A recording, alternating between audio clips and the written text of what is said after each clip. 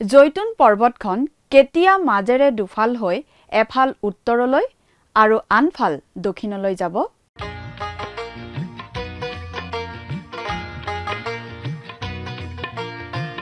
আজিৰে পবিত্ৰ ক্ষণতে উজলি উঠা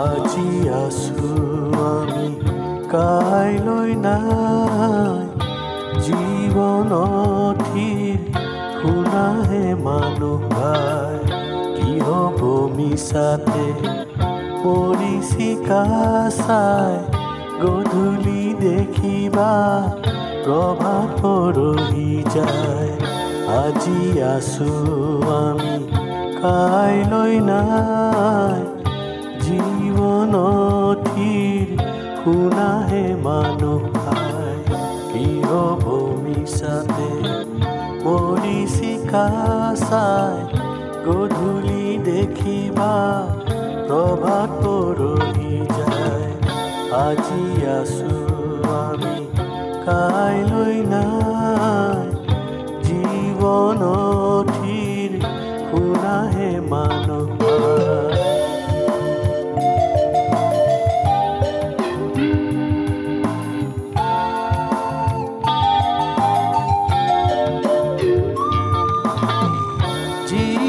সেৱা কৰা নকৰি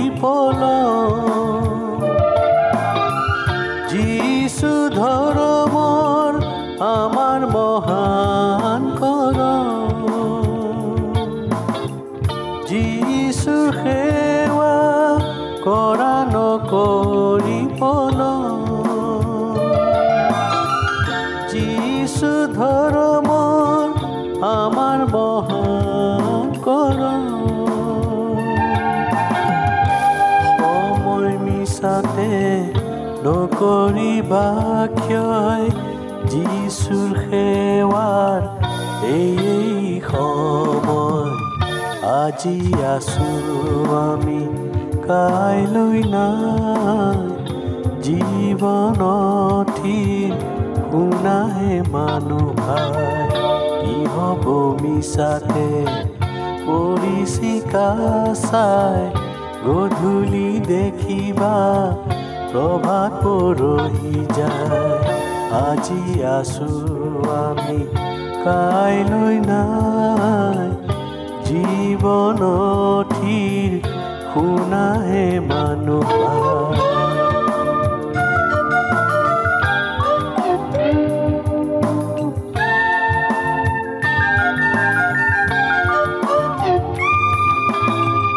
যিছুৰ সেৱা কৰা নকৰি যিছু ধৰ্মৰ আমাৰ মহান কৰ যিছুৰ সেৱা কৰা নকৰি যিছু ধৰ্মৰ আমাৰ মহান কৰ সময় মিছাতে নকৰিবা ক্ষয় যিছুৰ সেৱাৰ এই সময় আজি আছো আমি কাইলৈ নাই জীৱনথিৰ শুনাহে নমস্কাৰ আমাৰ ভক্তিবচন অনুষ্ঠানলৈ আপোনাক স্বাগতম জনাইছো খ্ৰীষ্টীয় বিশ্বাসী লোকসকলৰ বাবে বিশেষভাৱে প্ৰস্তুত কৰা এই ভক্তিবচন অনুষ্ঠানটো হৈছে বাইবেল অধ্যয়নৰ ধাৰাবাহিক অসমীয়া অনুষ্ঠান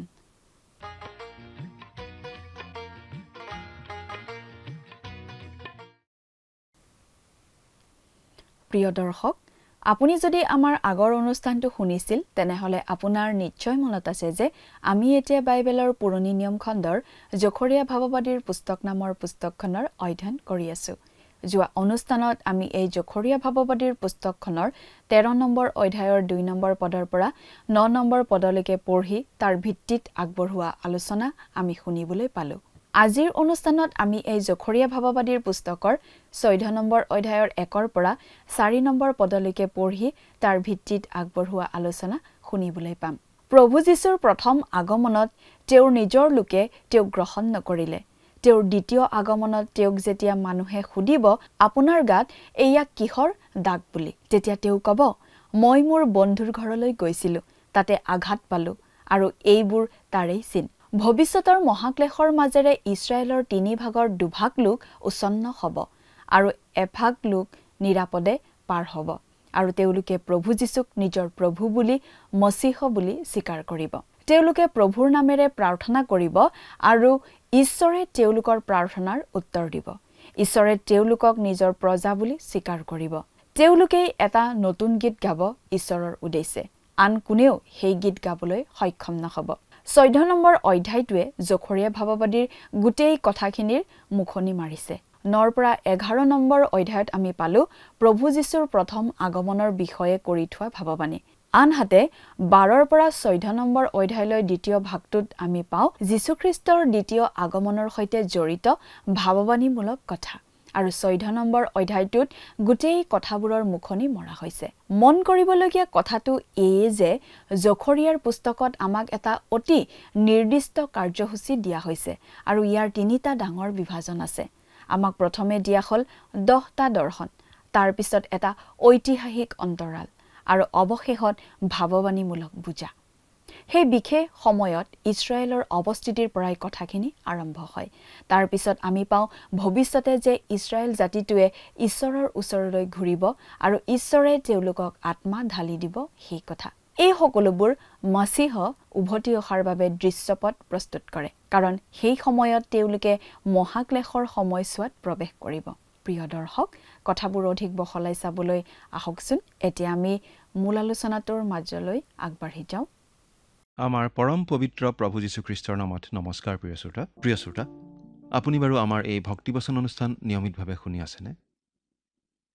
যদি শুনি আছে তেন্তে আপুনি নিশ্চয় জানে যে আমি বাইবেলৰ পুৰণি নিয়ম খণ্ডৰ জখৰীয়া ভাৱবাদীৰ পুস্তক নামৰ পুস্তকখন অধ্যয়ন কৰি আছোঁ। ইতিমধ্যে আমি বহুদূৰ আগবাঢ়ি আহিলোঁ। আমি যোৱা অনুষ্ঠানত এই জখৰীয়া পুস্তকৰ 13 নম্বৰ অধ্যায়ৰ অধ্যয়ন শেষ কৰিছিলোঁ। গতিকে আজিৰ অনুষ্ঠানত আমি 14 নম্বৰ অধ্যায়ৰ পৰা আমাৰ অধ্যয়ন আৰম্ভ কৰিম। এই 14 নম্বৰ অধ্যায়ত জখৰীয়া পুস্তকৰ শেষৰটো প্ৰধান ভাগৰ দ্বিতীয় অংশটোৰ সামৰণি পৰিছে। শেষৰটো প্ৰধান ভাগ আছিল 9 নম্বৰ অধ্যায়ৰ পৰা 14 নম্বৰ অধ্যায়লৈকে। ইয়াত ভাৱবাণীৰ ভাৰ বাক্য আছে। প্ৰথমটো ভাৰ বাক্য আছিল খ্ৰীষ্টৰ প্ৰথম আগমন সম্বন্ধীয় ভাৱবাণী। এই কথাখিনি আমি পাইছিলোঁ 9 নম্বৰ অধ্যায়ৰ পৰা 11 নম্বৰ অধ্যায়লৈকে। দ্বিতীয়টো আৰু শেষৰটো ভাগত আছে খ্ৰীষ্টৰ দ্বিতীয় আগমন সম্বন্ধীয় ভাৱবাণী। এই কথাখিনি আমি পাওঁ 12 নম্বৰ অধ্যায়ৰ পৰা 14 নম্বৰ অধ্যায়লৈকে। এই 14 নম্বৰ অধ্যায়টোৱে হৈছে শেষ অধ্যায়। এই শেষ অধ্যায়ত সকলোবোৰ কথাৰ মুখনি মাৰি দিয়াৰ নিচিনা হৈছে। কিবা কথা আধৰুৱা আছিল যদিও সম্পূৰ্ণ কৰি দিয়াৰ নিচিনা হৈছে। এই 14 নম্বৰ অধ্যায়তো আমি প্ৰভু যীশুখ্ৰীষ্টৰ দ্বিতীয় আগমনৰ কথাই বিশেষভাৱে পাওঁ। এই জখৰীয়া পুস্তকত আমাক এটা সুনিৰ্দিষ্ট আঁচনি, সুনিৰ্দিষ্ট কাৰ্যসূচী জনাই দিয়া হৈছে। ঈশ্বৰৰ আঁচনি। ইছৰাইল জাতি তথা দেশ সম্বন্ধে, এই পৃথিৱী সম্বন্ধে ঈশ্বৰৰ আঁচনি। এই কথাটো আমি পুস্তকখনৰ 3টা মুখ্য অংশতেই দেখিবলৈ পাওঁ। প্ৰথমটো অংশত আমি পাইছিলোঁ জখৰীয়াই দেখা 10টা দৰ্শনৰ কথা। দ্বিতীয়টো ভাগত আছিল ঐতিহাসিক বিৰতি আৰু তৃতীয়টো ভাগ হৈছে ভাৱবাণীৰ বুজা বা ভাৰ বাক্য। আমি প্ৰথমতে পাওঁ ইছৰাইলীয়া লোকৰ সেই সময়ত থকা অৱস্থাৰ কথা। জখৰীয়া ভাৱবাদীৰ সময়ৰ ইছৰাইলৰ কথা। সেই সময়ত তেওঁলোক বাবিল দেশৰ বন্দীত্বৰ পৰা মুকলি হৈ নিজৰ দেশলৈ ঘূৰি আহিছিল মাত্ৰ, আৰু জেৰুচালেমৰ মন্দিৰ আকৌ নিৰ্মাণ কৰিবলৈ ধৰিছিল। সেই অৱস্থাৰ পৰা আমি আগবাঢ়ি যাওঁ ভৱিষ্যতলৈ, ভাৱবাণীবোৰৰ জৰিয়তে, দৰ্শনবোৰৰ জৰিয়তে। যি ভৱিষ্যতত ঈশ্বৰে ইছৰাইল জাতিক পৃথিৱীৰ সকলো পিনৰ পৰা গোটাই আনি নিজৰ ঠাইত সংস্থাপিত কৰিব। তেওঁলোক ঈশ্বৰলৈ ঘূৰিব আৰু তেওঁলোকৰ ওপৰত বিশেষভাৱে ঈশ্বৰৰ আত্মা বাকি দিয়া হ'ব। আৰু সেই বিশেষ সময়তে মচীহ আহিব, অৰ্থাৎ প্ৰভু যীশুখ্ৰীষ্টৰ দ্বিতীয় আগমন হ'ব। তেওঁৰ আগমনৰ আগে আগে পৃথিৱীত চলিব মহাক্লেশ। তেওঁ আহি সেই মহাক্লেশৰ অন্ত পেলাই পৃথিৱীত তেওঁৰ ন্যায় শাসন প্ৰতিষ্ঠা কৰিব। এয়েই হৈছে ঈশ্বৰৰ সুনিৰ্দিষ্ট কাৰ্যসূচী। এই কাৰ্যসূচীৰ কথা আমি এই পুস্তকখনত বাৰে বাৰে পাওঁ। এই 14 নম্বৰ অধ্যায়টোতো আমি সেই কাৰ্যসূচীৰ কথাই বিশেষভাৱে পাওঁ। ইয়াত এই পৃথিৱীত প্ৰভু যীশুখ্ৰীষ্টই স্থাপন কৰিবলগীয়া ন্যায় শাসনৰ কথা, তেওঁৰ সেই ৰাজ্যৰ কথা আমি পাওঁ। এই জখৰীয়া পুস্তকখনত আমি যিবোৰ কথা পাওঁ, সেই কথাবোৰৰ যোগেদি আচলতে জখৰীয়া ভাৱবাদীয়ে সেই সময়ৰ হতাশগ্ৰস্ত ইছৰাইলীয়া লোকসকলক বিশেষভাৱে উদগনি দিছিল। ভৱিষ্যতৰ আহিবলগীয়া মধুময় দিনলৈ চাবলৈ কৈছিল আৰু সেই আহিবলগীয়া দিনৰ বিষয়ে ভাৱবাণী কৰিছিল। এই অধ্যায়টোৰ বিষয়ে কেইটামান কথা আমি স্পষ্ট কৰি দিব খুজিছোঁ। প্ৰথম কথাটো হৈছে, এই 14 নম্বৰ অধ্যায়টো সম্পূৰ্ণৰূপে ভাৱবাণীমূলক। ইয়াত থকা গোটেইখিনি কথা ভাৱবাণী, ভৱিষ্যতবাণী। দ্বিতীয়তে, ইয়াত থকা কোনোটো ভাৱবাণীয়েই এতিয়াই ফলিয়াই থকা নাই, ভৱিষ্যতেহে ফলিয়াব। অৰ্থাৎ ইয়াত শেষ কালৰ কথাহে কোৱা হৈছে, যি কালৰ চূড়ান্ত পৰ্যায়ত এই পৃথিৱীত খ্ৰীষ্টৰ ন্যায় শাসন প্ৰতিষ্ঠা হ'ব। বহুতো লোকে এই অধ্যায়ৰ কথাবোৰ ভাৱবাণী নহয় বুলি ক'ব খোজে, আক্ষৰিক অৰ্থত গ্ৰহণ কৰিব নালাগে বুলি ক'ব খোজে, আৰু ইয়াৰ কথাবোৰ আমাৰ বৰ্তমান কালৰ লগতে খাপ খুৱাই ল'ব পাৰি বুলি ক'ব খোজে। আৰু তেনেকুৱা কৰিলে কিছুমান আচৰিত আচৰিত ব্যাখ্যা দিবলগীয়া হয়। কিন্তু তেনেকুৱা দুজন লোকেতো পিছত এনেদৰে কৈ উঠিছিল, এই অধ্যায়টোৱে ইতিহাসৰ কথাত খাপ নাখায়। আচলতে কথাটো তেনেকুৱাই। এই অধ্যায়ত পোৱা কথাখিনি আমি ইতিহাসত নাপাওঁ, কাৰণ এতিয়ালৈকে এইখিনি কথা ঘটাই নাই। এই অধ্যায়ৰ কথাখিনি সম্পূৰ্ণৰূপে ভাৱবাণীমূলক, অৰ্থাৎ আমাৰ বাবেও ভাৱবাণীমূলক, অৰ্থাৎ আজিও ঘটা নাই, ভৱিষ্যতেহে ঘটিব। এই জখৰীয়া পুস্তকৰ 14 নম্বৰ অধ্যায়টোৰ কথাখিনিৰ সন্তোষজনক ব্যাখ্যা এটাই হ'ব পাৰে, সেইটো হৈছে আক্ষৰিক ব্যাখ্যা। অৰ্থাৎ ইয়াত থকা কথাবোৰ আক্ষৰিক অৰ্থত গ্ৰহণ কৰি ল'লেহে আমি বুজি পাব পাৰোঁ। তদুপৰি যিকোনো ব্যাখ্যা প্ৰসংগৰ সৈতে সংগতি থকা হ'ব লাগিব। কি প্ৰসংগত, কি উদ্দেশ্যেৰে লিখা হৈছিল তাৰ লগত খাপ খাব লাগিব। তদুপৰি ব্যাখ্যাবোৰ ঈশ্বৰৰ সম্পূৰ্ণ বাক্যৰ আধাৰত কৰিব লাগিব। বাইবেলৰ সামগ্ৰিক বাৰ্তাৰ সৈতে খাপ খোৱা হ'ব লাগিব। যিকোনো পদ এটা বাছি লৈ আমি যধে-মধে কিবা এটা ব্যাখ্যা আগবঢ়ালে নহ'ব। এই অধ্যায়ত থকা কথাখিনি বুজি নাপাই আমি কিবা আত্মিক ব্যাখ্যা দিবলৈ যাব নালাগে। এই অধ্যায়ৰ কথাখিনি কেৱল প্ৰতীকধৰ্মী নহয়। কথাবোৰে নতুন নিয়মৰ সময়ৰ কথালৈ আঙুলিয়াই নিদিয়ে। ইয়াত যি অৱশিষ্ট লোকৰ কথা কোৱা হৈছে, সেই অৱশিষ্ট লোক ইছৰাইলীয়া জাতিৰ অৱশিষ্ট লোক। মুঠতে আমি এই কথাটো বুজি পোৱা উচিত যে এই 14 নম্বৰ অধ্যায়টোৰ কথাখিনি শেষকালত ঘটিবলগীয়া কথা আৰু সেই দিন আহি আছে, এতিয়াও ঘটা নাই। এতিয়া আমি বাইবেলৰ পৰা পাঠ কৰি দিব খুজিছোঁ। আপোনাৰ বাইবেল যদি আছে চাই যাব, আৰু লগত যদি বাইবেল নাই অনুগ্ৰহ কৰি মন দি শুনিব। পাঠ কৰি দিছোঁ। জখৰীয়া 14 নম্বৰ অধ্যায় 1ম পদ। চোৱা, যিদিনা তুমি লুট কৰি লোৱা দ্ৰব্য শত্ৰুৱে তোমাৰ মাজত ভাগ কৰি ল'ব, জিহুৱাৰ এনেদিন আহিছে। জিহুৱাৰ এনেদিন আহিছে। এইটো বাতৰি কাকতৰ এটা আকৰ্ষণীয় শিৰোনামা হ'ব। বহু সময়ত বাতৰি বা প্ৰবন্ধ এটাৰ সেই শিৰোনামাটোতেই বহুত কথা সোমাই থাকে। শিৰোনামাটো পঢ়িলেই আমি মূল কথাখিনিৰ বহুখিনি কথা জানি যাওঁ। ইয়াতো ঠিক এনেকুৱাই হৈছে বুলি ক'ব পাৰি। জিহুৱাৰ দিন আহিছে। ইয়াতো আমি বিশেষভাৱে মন কৰিবলগীয়া কথা পাওঁ। আমি দেখিবলৈ পাওঁ যে এই অধ্যায়ৰ প্ৰথম পদ 3টাত আমি যিখিনি কথা পাম সেয়া হৈছে শেষবাৰৰ বাবে জিৰচালেম শত্ৰুৰ দ্বাৰা অৱৰুদ্ধ হোৱাৰ কথা।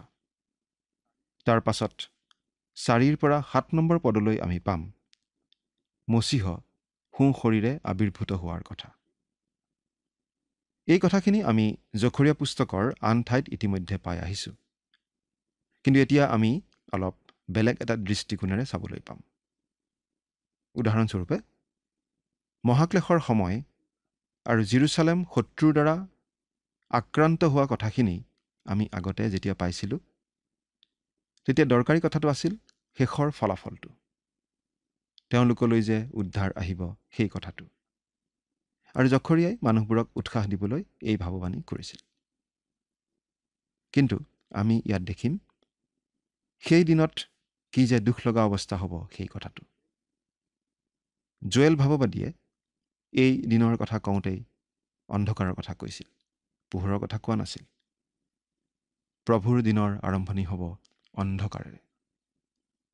সেই মানুহখিনিৰ সেই সময়ত কি যে আশাহীন সহায়হীন অৱস্থা হ'ব সেইটো আমি ভালদৰে হয়তো উপলব্ধি কৰিবই নোৱাৰোঁ।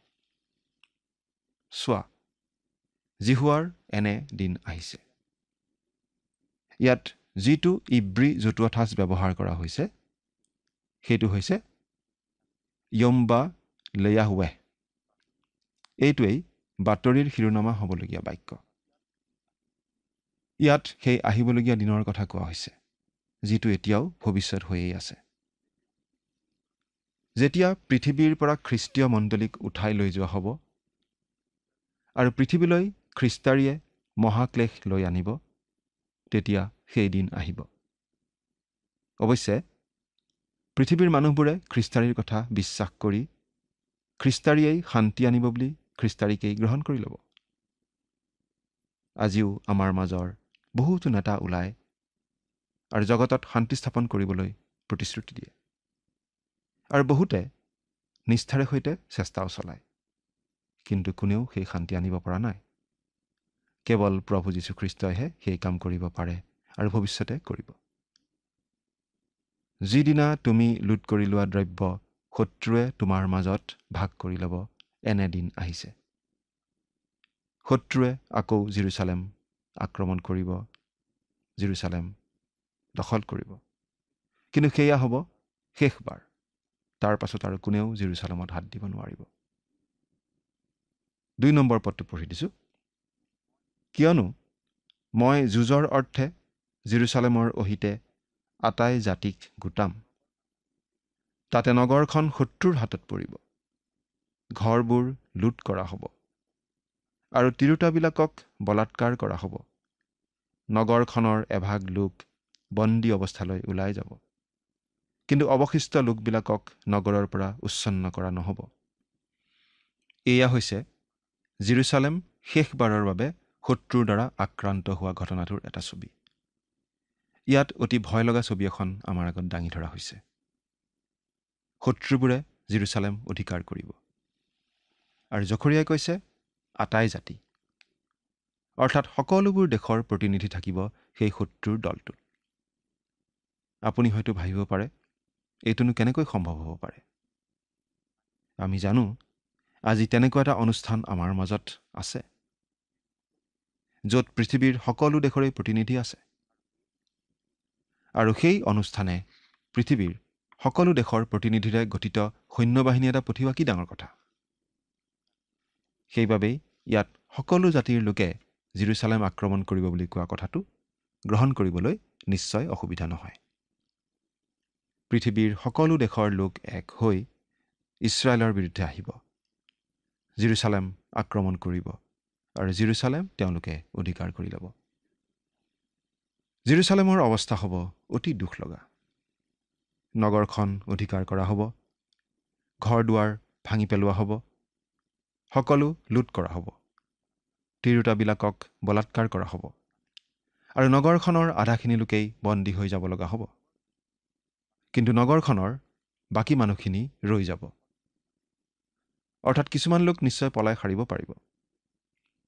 বহুতো লোকে ভাবে যে তেওঁলোক হয়তো পলাই যাব পেট্ৰা নামৰ শিল কাটি নিৰ্মাণ কৰা নগৰখনলৈ, হয়তো মাছাদালৈও যাব পাৰে। 70 চনত টিট নামৰ ৰোমিয়া সেনাপতিজনে জেৰুচালেম আক্ৰমণ কৰোঁতেও মানুহবোৰ তালৈকে পলাই গৈছিল। কিন্তু সেই মাছাদা বোমেৰে আক্ৰমণ কৰা সহজ হ'ব, সেইবাবে খুব সম্ভৱ তেওঁলোক পেট্ৰালৈকে পলাব। জখৰিয়াৰ যোগেদি এই দুখ লগা ভয় লগা ছবি এখন দাঙি ধৰা হৈছে। অৱশ্যে সেইবোৰ ভৱিষ্যতেহে ঘটিব। এতিয়া 3 নম্বৰ পদটো পাঠ কৰি দিছোঁ। তেতিয়া জিহুৱা ওলাই যুঁজৰ দিনা যুঁজ কৰাৰ নিচিনাকৈ সেই জাতিবিলাকৰ অহিতে যুঁজ কৰিব। এয়া হৈছে আহিবলগীয়া উদ্ধাৰকৰ্তাৰ ছবি। এই বিশেষ দুৰ্যোগৰ সময়ত তেওঁলোকৰ সহায় উত্তৰৰ পৰাও নাহে, দক্ষিণৰ পৰাও নাহে, পূবৰ পৰাও নাহে, পশ্চিমৰ পৰাও নাহে, কিন্তু ঈশ্বৰৰ পৰাহে আহিব। স্বৰ্গমৰ্তৰ সৃষ্টিকৰ্তা ঈশ্বৰৰ পৰা তেওঁলোকৰ সহায় আহিব। এই উদ্ধাৰকৰ্তা জনা আন কোনো নহয়, স্বয়ং প্ৰভু যীশুখ্ৰীষ্ট। তেওঁৰ হ'ব সেয়া দ্বিতীয় আগমন। তেওঁ পৃথিৱীলৈ আহিব সেই বিশেষ সন্ধিক্ষণত এই বিপদত পৰা লোকসকলক উদ্ধাৰ কৰিবলৈ। যেতিয়া ইছৰাইলীয়া লোকৰ আন কোনো সহায় নোহোৱা হ'ব, তেতিয়াই প্ৰভু যীশু আহিব তেওঁলোকৰ সহায়কৰ্তা হিচাপে। 4 নম্বৰ পদটো পঢ়ি দিম। আৰু সেইদিনা পূবফালে জেৰুচালেমৰ সন্মুখত থকা জৈতুন পৰ্বতৰ ওপৰত তেওঁৰ চৰণ স্থিতি হ'ব। আৰু জৈতুন পৰ্বত মাজতে পূব আৰু পশ্চিম ফাললৈ ফাটিব আৰু বৰ ডাঙৰ উপত্যকা হৈ যাব। পৰ্বতৰ এফাল উত্তৰ দিশে আৰু আনফাল দক্ষিণ দিশে হুহকি যাব। আৰু সেইদিনা পূবফালে জেৰুচালেমৰ সন্মুখত থকা জৈতুন পৰ্বতৰ ওপৰত তেওঁৰ চৰণ স্থিতি হ'ব। এই কথাটো আক্ষৰিক অৰ্থত ফলিয়াব। প্ৰভু যীশু আহি জৈতুন পৰ্বতত ভৰি দিব। প্ৰভু যীশুৱে ক্ৰুচত মৃত্যুবৰণ কৰি তৃতীয় দিনা পুনৰুত্থিত হৈ যেতিয়া কিছুদিন পৃথিৱীত কটাই সোঁশৰীৰে স্বৰ্গলৈ গৈছিল, তেওঁ সেই জৈতুন পৰ্বতৰ পৰাই গৈছিল। আৰু তেওঁ যেতিয়া আকৌ আহিব, সেই ঠাইতে তেওঁ ভৰি দিবহি। সেইবাবেই শিষ্যসকলক এনেদৰে কোৱা হৈছিল, হে গালিল দেশৰ মানুহবিলাক, তোমালোকে কিয় থিয় হৈ আকাশলৈ চাই আছা? এই যি যীশুক তোমালোকৰ ওচৰৰ পৰা স্বৰ্গলৈ নিয়া হ'ল, তোমালোকে যেনেকৈ তেওঁক স্বৰ্গলৈ যোৱা দেখিলা, তেনেকৈ তেওঁ আকৌ আহিব। পাচনিৰ কৰ্ম 1 অধ্যায় 11 পদ। সেইদিনা এই কথা ফলিয়াব। এই জৈতুন পৰ্বত জেৰুচালেমৰ পূবফালে। ইছৰাইলৰ সহায় পূব পিনৰ পৰা আহিব বুলি শাস্ত্ৰত উল্লেখ কৰা আছে। আৰু খ্ৰীষ্ট আহি জেৰুচালেমৰ পূবত জৈতুন পৰ্বতত ভৰি দিবহি। আৰু জৈতুন পৰ্বতখন পুৱা পশ্চিমাকৈ ফাটি দুফাল হ'ব আৰু মাজত এখন উপত্যকাৰ সৃষ্টি হ'ব। এক প্ৰচণ্ড ভূমিকম্প হ'ব বুলি আমি ক'ব পাৰোঁ। পৰ্বতখনৰ এভাগ উত্তৰে আৰু আন ভাগ দক্ষিণে হুহকি যাব আৰু বৰ ডাঙৰ উপত্যকা হৈ যাব। জেৰুচালেম এখন শিলাময় ঠাই, পৰ্বতেৰে ভৰা ঠাই। কিন্তু সেইদিনা তাত এখন বিশাল উপত্যকা গঢ়ি উঠিব। মুঠতে প্ৰভু যীশুৰ সেই দ্বিতীয় আগমনে গোটেইখন ওলট পালট কৰি দিব। জেৰুচালেমক আক্ৰমণ কৰা শত্ৰুবোৰে থৰকাচুটি হেৰুৱাব। ইছৰাইলৰ লোকবোৰক প্ৰভু যীশুৱে সকলো পিনৰ পৰা আনি পুনৰ সংস্থাপিত কৰিব। সেই দিনটো কেতিয়া আহে আমি সঠিক চন তাৰিখ নাজানো, কিন্তু সেই দিন হ'লে আহি আছে। কিন্তু তাৰ আগতেই পৃথিৱীৰ পৰা খ্ৰীষ্টীয় বিশ্বাসীসকলক উত্তোলিত কৰি নিয়া হ'ব, যাতে খ্ৰীষ্টীয় বিশ্বাসীসকলে মহাক্লেশৰ সন্মুখীন হ'ব লগা নহয়। প্ৰিয় শ্ৰোতা, প্ৰভু যীশুক আজি ত্ৰাণকৰ্তা বুলি গ্ৰহণ কৰি আমি সেই মহাক্লেশৰ পৰাও হাত সাৰিব পাৰিম আৰু স্বৰ্গত অনন্তকলীয়া জীৱনো লাভ কৰিব পাৰিম। সেই কাম বাৰু আপুনি কৰিছেনে? চিন্তা কৰি চাওকচোন। ঈশ্বৰে আপোনাক আশীৰ্বাদ কৰক। আমেন।